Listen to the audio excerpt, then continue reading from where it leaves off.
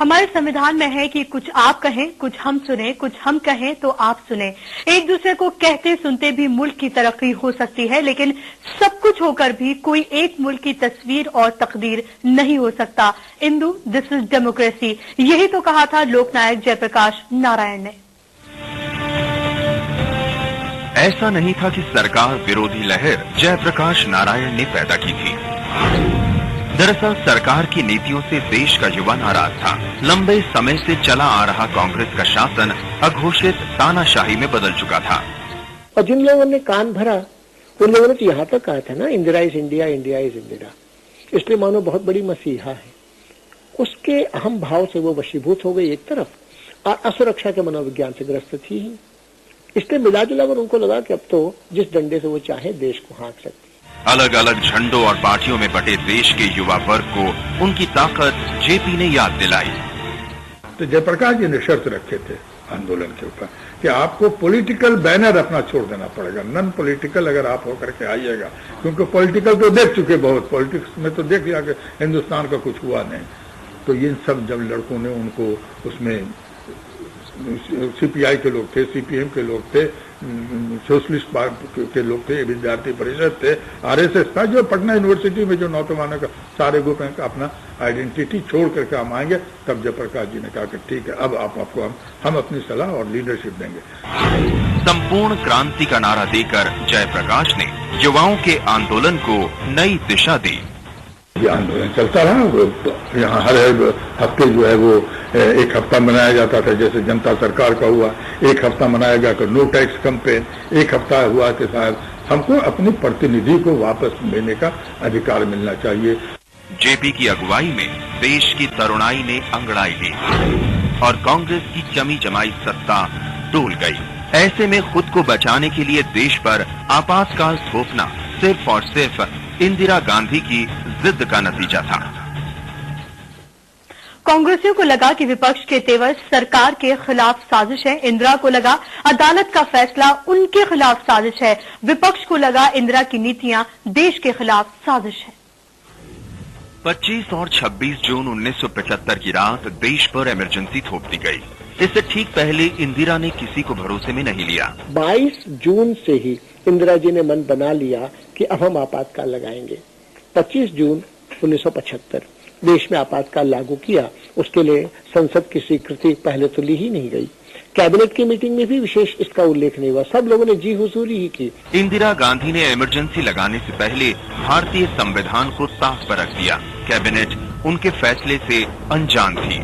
यहाँ तक कि राष्ट्रपति फखरुद्दीन अली अहमद को भी धोखे में रखकर उनके साइन ले लिए गए। कानून में पहले कैबिनेट डिसीजन हो तब राष्ट्रपति इमरजेंसी लागू कर सकते हैं। उन्होंने जाके राष्ट्रपति फखरुद्दीन अली अहमद थे, उनको जाके ये समझाया कि नहीं, आप पहले दस्तखत कर दीजिए, फिर हम कैबिनेट से सुबह करा लेंगे। ये बिल्कुल गैर कानूनी था, लेकिन उन्होंने भी दब के कर दिया। और जिसकी वजह अगर वो कैबिनेट की पहले मीटिंग होती तो शायद वो कैबिनेट इमरजेंसी लगाने की बात नहीं सोच पाती, लेकिन उन्होंने उसको इस ढंग से उलट करके कर दिया। देश भर में इमरजेंसी थोपने के लिए इंदिरा के कुछ खास सलाहकार काफी सक्रिय थे, जिनमें एक थे सिद्धार्थ शंकर रे, जिन्होंने राष्ट्रपति को भेजने के लिए इमरजेंसी ड्राफ्ट तैयार किया था।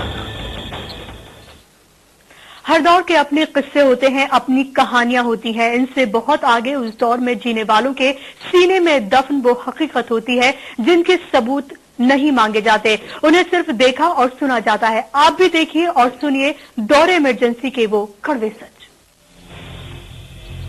देश में इमरजेंसी लागू होते ही बड़े बड़े नेताओं की गिरफ्तारियों का सिलसिला शुरू हो गया। जो जहां था वहीं गिरफ्तार कर लिया गया। देखिए, ओम प्रकाश कोहली जी और बाकी लोगों के पास एक सूची थी अध्यापकों की, 182 अध्यापकों की सूची थी जिन्होंने पिछले कार्यक्रम में शिरकत की थी। बस पूरे 182 लोगों को रात भर में गिरफ्तार किया गया। बड़े बड़े नेता आपको मालूम ही है, सब लोग बेंगलुरु में भी कुछ लोग थे, उसमें अडवाणी जी वगैरह बेंगलुरु जेल में बंद हो गए थे। सिर्फ शक भर से किसी भी आम खास को गिरफ्तार किया जाने लगा। मीडिया की स्वतंत्रता भी जाती रही। अगले दिन अखबार एकदम ही मौन थे, मूक थे, केवल सरकारी प्रेस रिलीज ही अखबार में आ रही थी। जिनको झुकने को कहा गया वो तो रेंगने से लगे थे। ऐसा एक बार आपातकाल में मीडिया के बारे में भी कहा है लोगों ने कि they were asked to bend and they crawled. धर पकड़ और आरोपी बनाने का ऐसा सिलसिला चला कि आम लोग तो एक तरफ, अदालतें भी स्तब्ध रह गई। मैं तो छोटे छोटे देखता हूँ, जैसे हमारे प्रोफेसर रघुवंश थे इलाहाबाद विश्वविद्यालय, वो हिंदी के थे, बहुत वरिष्ठ थे। उनके ऊपर आरोप लगा दिया गया, ये तो रेल की पटरी तोड़ रहे थे। बाद में जब कोर्ट में जाकर हाजिर किया गया उनको, उन्होंने दोनों हाथ दिखाए, जो अपंग थे दोनों हाथ से। तो कहा कि महाराज ये तो हमको बताइए, मैं कैसे रेल की पटरी इस समय छू भी नहीं सकता, उखाड़ कैसे सकता हूँ। तुरंत खारिज किया गया। पटना में था, तपेश्वर गांधी को पकड़ा था और उसके ऊपर आरोप लगा था कि नौबतपुर में रेलवे लाइन उखाड़ रहा था और जिंदा मुर्दाबाद कर रहा था इंदिरा गांधी का। तो तपेश्वर गांधी ने कहा कि हुजूर बड़ा अच्छा होता अगर मैं रेलवे लाइन उखाड़ पाता, क्योंकि हमारे नौबतपुर तो रेलवे लाइन पहुंची ही नहीं है। उसी आपातकाल में बरेली का वीरेंद्र अटल है, उसके उंगलियों के नाखून उखाड़े गए थे। वाराणसी में थाने में जवाहिर प्रसाद नाम के कार्यकर्ता पर कुत्ते छोड़ दिए थे उन्होंने कि बताओ और लोग कहाँ हैं, और लोग कहाँ हैं पूछने के लिए। इधर आप देखेंगे तो चिपलून में गूंगा कार्यकर्ता था, उसके लिए आरोप लगा था भारत माता की जय, इंदिरा गांधी मुर्दाबाद नारे लगा रहा था। कोर्ट में खड़ा होकर था ये तो गूंगा है, इसको क्यों पकड़ लाए हो। 25 जून 1975 से 21 मार्च 1977 तक 21 महीने देश इमरजेंसी की काल कोठरी में कैद रहा। बदलते वक्त के साथ लोकतंत्र ने फिर करवट ली और देश की जनता ने बता दिया कि हिंदुस्तान में लोकतंत्र की जड़ें कितनी गहरी हैं। संसद में कांग्रेस के सदस्यों की संख्या 350 से घटकर 153 पर सिमट गई। कांग्रेस को उत्तर प्रदेश, बिहार, पंजाब, हरियाणा और दिल्ली में एक भी सीट नहीं मिली।